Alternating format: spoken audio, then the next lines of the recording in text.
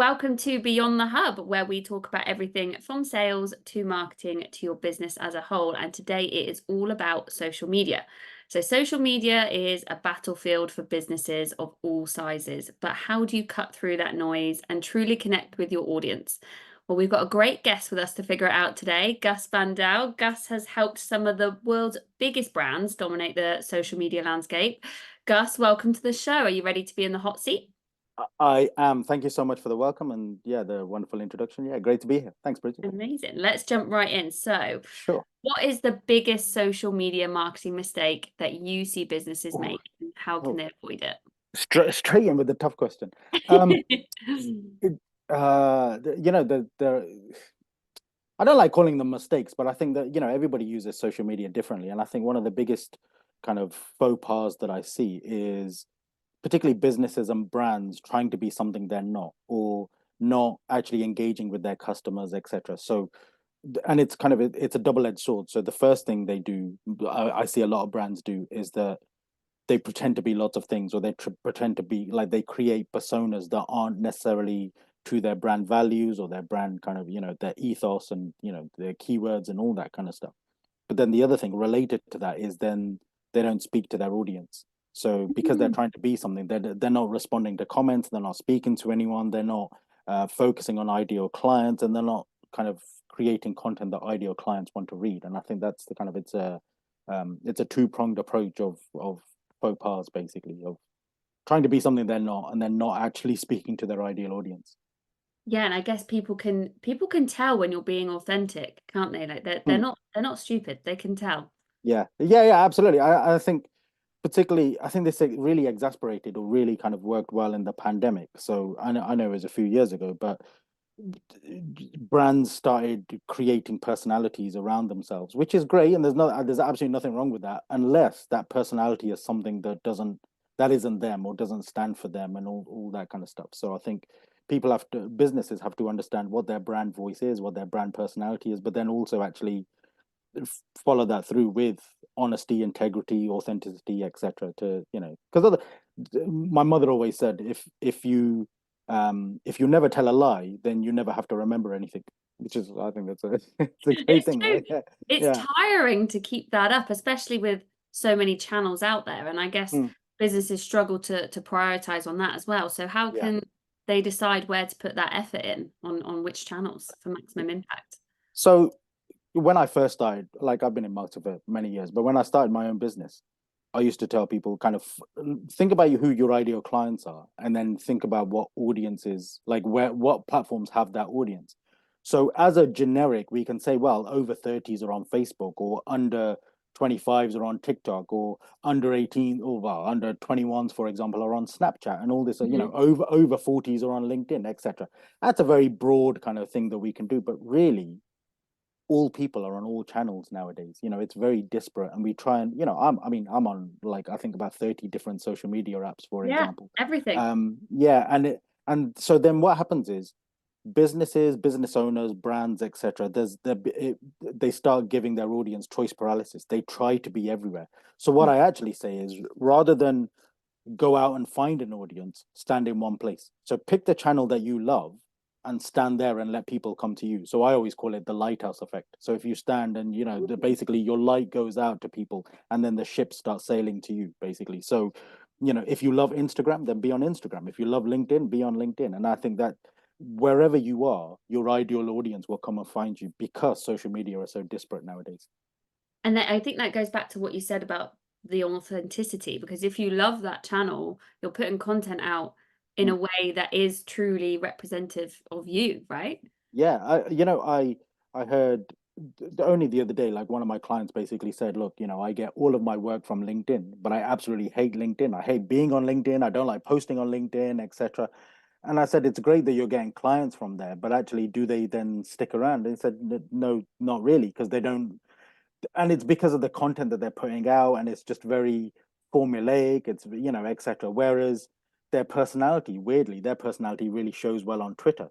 Oh, So okay. yeah, and because their Twitter is it's short, sharp bursts of their daily thoughts and all that kind of stuff, and that's where people really get to know him. So I was like, well, that's where you should focus your efforts rather than trying to do one thing badly. You should do the where where you love hanging out, basically be Mhm. there and be the person that people love over there. You mentioned TikTok Hmm. before. So what are your thoughts on it in a B2B world? Is it better suited for B2C, or are we seeing it kind of change? So for me and for a lot of my clients, I'm not seeing any B2B benefit yet.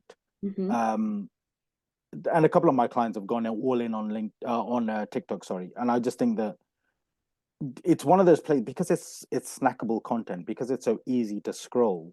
I think what ends up happening is that you have to really create a massive splash and a massive impact to get any kind of impact.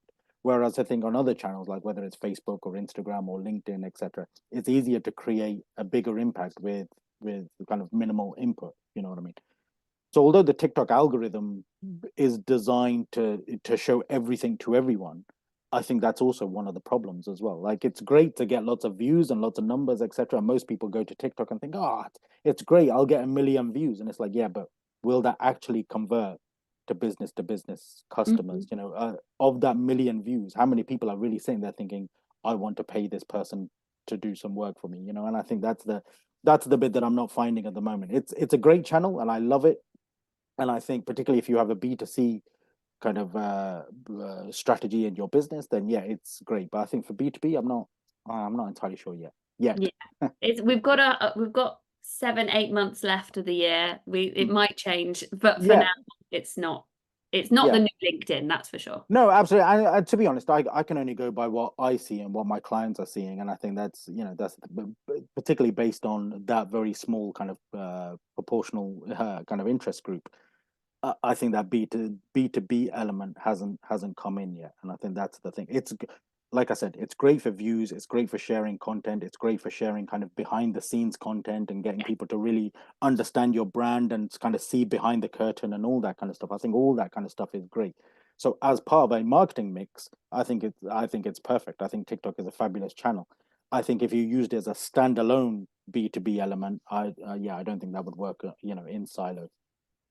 Yeah, and it kind of again relates back to what you were saying about authenticity, and it's great for showing your personality, but maybe not Hmm. getting that reach that you want. But so Hmm. what trends are you seeing? If it's not TikTok, what kind of are you seeing that's going to lead to success for B2B? And I think we should also dip into AI here as well. Of course. Okay. It's Yeah. a trend. It is a trend. I think that, and again, I mean, if we most of the channels are embracing AI, and I think they're basically you have like LinkedIn, for example, which is my favorite channel. This is the channel that I use. It's a channel where I get most of my clients. They're focusing on AI now as well in terms of you can enhance your profile with AI, you can respond with using AI comments and all that kind of stuff. I'm not a big fan, I've got to be honest, of that element, but only because of where AI is at the moment. As AI kind of develops, we want to create authentic, honest, integrity led voices, Hmm. whether that's ourselves or whether it's through ourselves using AI. That's kind of the point. So I think that the trend that I'm seeing at the moment is that individual business owners, sole traders, freelancers, but also big brands, etc., are all using personality. I think the biggest trend is using and creating personas around a brand. So if we look at brands like Surreal Cereal Hmm. Oh yeah, or Ryanair or Aldi, Aldi versus M&S is great kind of thing. yes. If you go and check out Channel 4 on Threads, for example, they are hilarious. And basically they just spend all their day berating ITV, for example. Um, but it's creating personas on particular channels behind a brand, and what it does is it garners a lot of attention and garners a lot of engagement, etc. And what I think we as the viewing public love is people being, I know we keep saying it, but authentic, honest, having integrity, etc. And I think a lot of these brands are coming out from just the corporate speak to actually saying, hey, listen, there's people who run these accounts. So whether it's an individual, a freelancer, or a big brand, it's the personalities that are coming forward. And I think that's the 2024 trend that I'm seeing at the moment. I love that you referenced Ryanair there as well, because I think they are really funny, I think, on TikTok. Yeah. And they kind of sometimes had a bit of a bad rep Hmm. before, where they were maybe they're a bit cheeky, charging for things that shouldn't be Hmm. charged, maybe not the greatest service. and then their TikTok exploded, and now I don't have such a negative feeling about them. Like that, Mm. I can see their personality, and it's kind of changed the way I view them. Yeah, absolutely. But the interesting thing is they still do everything they used to do Yeah. before. They still charge for all those little things and all that kind of. They still charge for window seats that have no windows and all that kind of stuff. Um, and that's obviously one of their biggest things on TikTok and Twitter, like what people complain about. It's seat 11A. It's famous now, kind of thing. Yeah. Um, but it's that what their personality has done has softened the blow of everything, Mhm. everything else. So, and again, if we use the example of Aldi versus M&S, we know M&S is expensive in theory compared to Aldi, and Aldi is supposed to be cost effective and cheap, etc. So Aldi have got this, this cheeky chap kind of personality behind their brand, which almost masks the fact that listen, they're at the cheap end of the market and all that. They don't mention any of that. They just basically say, hey, listen, we're in competition with these people, and they've basically aligned themselves with M&S, who are supposed to be the most expensive in the market and all that kind of stuff. Yeah, and it's fascinating stuff. So I think particularly when brands embrace exactly who their personality is and exactly who they are, I think it softens it for us to get to know them. Like, Ryanair, like I said, we all hate them and we all hate flying with Ryanair and they're the cheapest and we can't stand them. But actually, weirdly, deep down, we love them as well. So Yeah, it's, we yeah, still follow them yeah. on social media because they're funny. Yeah, exactly, exactly. I mean, I book Ryanair flights just so I can kind of post something bad on Twitter, just so I can get berated by their social media team. It's yeah, Exactly. It's when yeah, you sit front row at a comedy show, you're expecting to get roasted. yeah. That's what you're going for. Exactly. Yeah, yeah. It's the best. And that's where that banter comes in, but that's where personality comes in, right? So, Exactly. yeah, absolutely. And you mentioned before about engagement Mm, on social media and how businesses can post and then forget to actually talk to their audience. So, mm. how can businesses start to use engagement to build a bit of a community, like Ryanair have done, and all those other examples? It, you, I always say it's a resource. You have to put resource in to Mhm, get to have those communication channels. Those brands and those businesses that basically just put out content and use social media like a broadcast channel, they die a death basically. Because what ends up happening, like so, I don't want to name any names, but I will. If we use examples, for example, if we use examples like British Gas or the Post Office or Royal Mail and all that kind of stuff, they use social media very much as a broadcast channel. And what happens is everybody complains and people don't get responses. All the responses are very generic, like, oh, thanks for your tweet. Please email this and we'll, this email address and we'll talk to you and all that kind of stuff. It's the brands where you have two-way conversations in public that really like garner engagement and really grow a following and an audience. Because obviously, the way social media works is some people will hate you, some people will love you. What will happen is if you have more two-way conversations and you actually respond to people like a human by showing that personality and that authenticity, etc., what it does is, to use the Ryan example that you used, people start loving you. It softens the blow of anything that people don't like, and mhm. what it does is it adds a human element. So I think my advice always for, again, either individuals, big brands, and everybody in between is put some resource behind actually responding to people by actually like kind of the two-way engagement with our customers, our clients, our brand ambassadors, the people that like us, the people that want to share our content or comment on our content, etc. It's having that resource to actually respond to those people. I love that, but I do think that people struggle to get the business case in their businesses to get resource allocated to that. And I think a lot of it is that people really want to prove ROI and success and things. So I guess that kind of ties us into another question around metrics. So Hmm. what metrics should people be tracking, do you think, on social media? So in terms of ROI, like the number one metric in everybody's life should be how much money you have in the bank. Mhm. That's the number one metric. The number two metric is engagement. In my opinion, I think you can have a million followers or you could have a million impressions. You can reach lots of people. And if we use a TikTok example, you could probably get a million impressions. But actually, how many of those impressions are actually people who are willing to engage with you, to comment on your content, to actually give you money at some point and buy your services, buy your products, etc. So I think other than money in the bank, the biggest metric is engagement. It's where people are having those two-way conversations.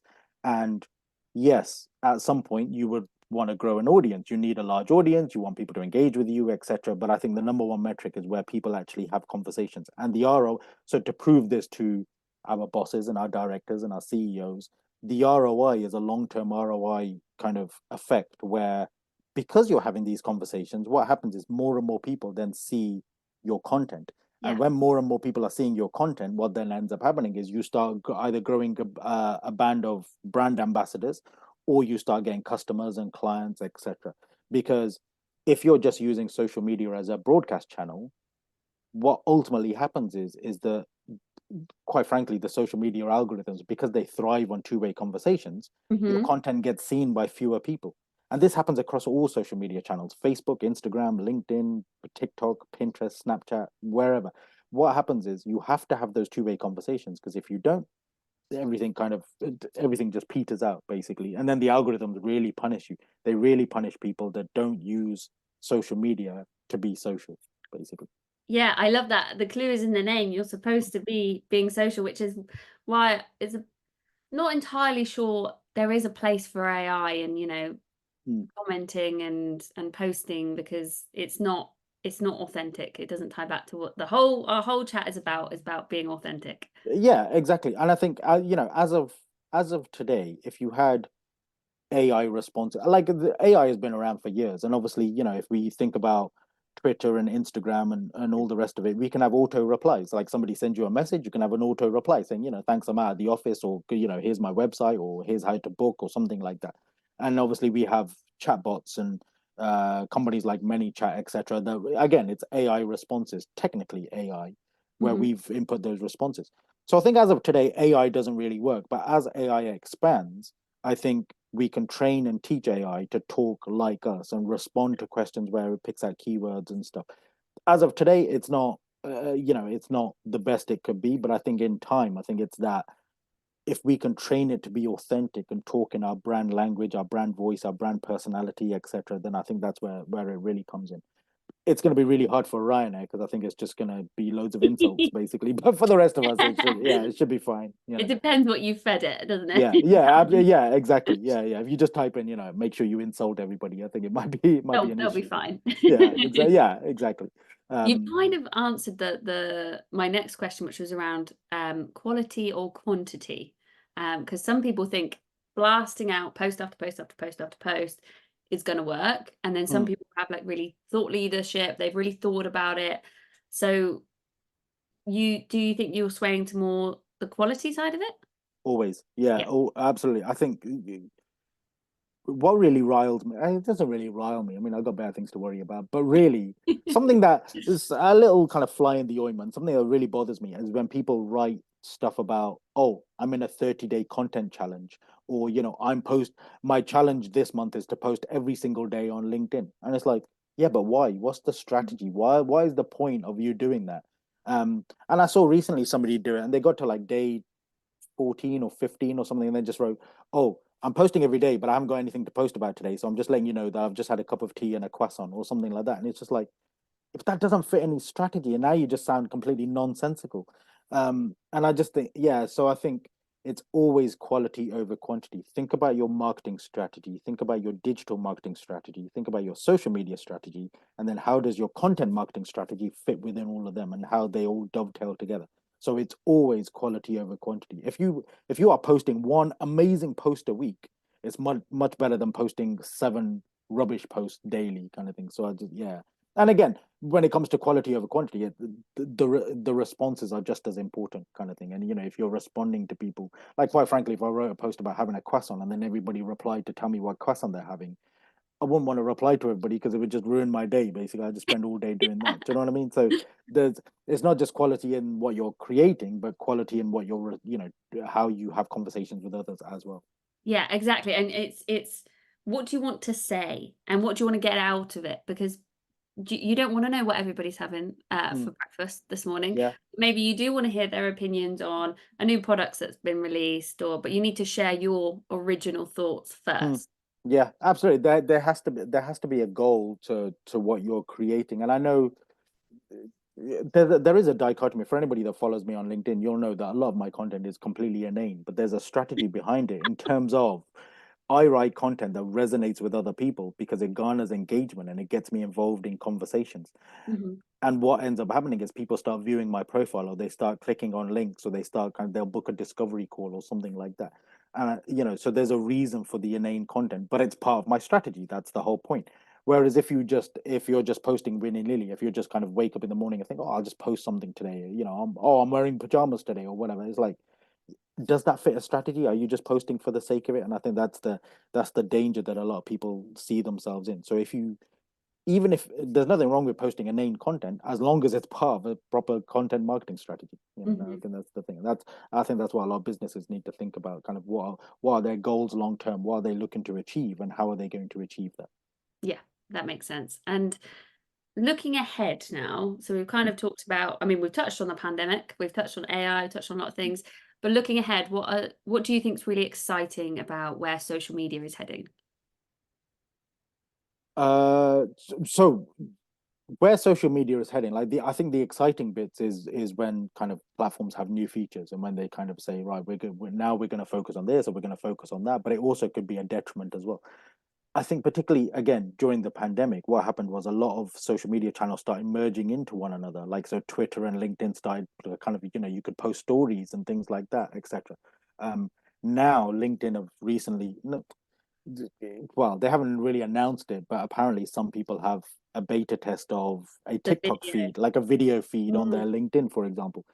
And I know lots of, when I posted about this, lots of people kind of said, "Oh, that's not what we want, or that's not why we use LinkedIn, etc." So the jury's out on some of these things. But to answer your question, particularly in terms of exciting things, I think it's the new developments that help social media platforms kind of really help us in what we do. So you have to think about what each channel is there for and what we want to use it for, and then making sure that we use all the tools involved in that channel.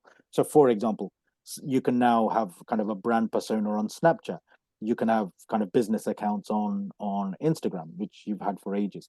Obviously, LinkedIn is very B2B focused, etc. So it's using the channels or how we want to use them. And I think the most exciting thing, in particularly for this year, is using the channels and really showing, helping them to show off our personalities and really kind of create communities around us. And I think so. Mark Zuckerberg recently, like I think a couple of years ago, he said he wants to focus on smaller communities. It's not about having the 4 billion people on Facebook. It's actually having lots of smaller pockets of communities. And the I think all channels are focusing on that now, or hopefully focusing on that throughout the rest of 2024. So I think that's the most exciting thing, to actually using our personalities and authenticity to create communities around us. I love that. I think those are all my questions. So let's just leave on one final one, which is your golden rule, if you have one, a golden rule to share with business leaders, whether they're, freelancers, they're one-man bands or smaller companies, enterprise companies. What's your golden rule for social media? You know, I mean, based upon everything that we talked about today, I think my golden rule on social media is always be yourself. Mhm. And I know it sounds incredibly trite and incredibly kind of obvious, but the word I would add is intentionally. So Mm, always intentionally be yourself. It's very easy to say, well, I'm always myself and this is me, etc. But I think what most people do is they don't lean into who they are, whether it's an individual personal brand or whether it's a company brand, etc. People don't they're not intentional with really exasperating their kind of their brand, if you know what I mean. So my golden rule is always be yourself, but be intentional with being yourself to really amplify your personality, your brand, what you stand for, your values, who you are, etc. Because that will make you the lighthouse where everybody kind of sails to you, basically, on whatever channel you choose to use. I think that's amazing advice. One that I'm definitely going to take. So, if our listeners want to learn more about you, what you offer, your services, etc., where can they find you? So you can either so I do my best work in three places. So basically, connect with me on LinkedIn at Gus Bandel. You can sign up for my emails, or you can join my Facebook group, which is full of kind of social media advice and all that kind of stuff. But the best thing to do is go to Google and just type in my hashtag, which is MGuruUK. So if you just type in M Guru UK, all one word, into Google, the first 10 pages are all about me, basically. There's I my love that. social media channels, my membership, my website, my inside leg measurement, everything. It's all on there. I'll include those links in the show notes as well. But a huge thank you to you. It's been amazing. So lovely to see you again. And I have a feeling a lot of our listeners are going to learn something. I So hope so. to our listeners, don't forget to subscribe and you can be notified of our next episode. Amazing. Excellent. Thank you Thanks. so much. Thank you.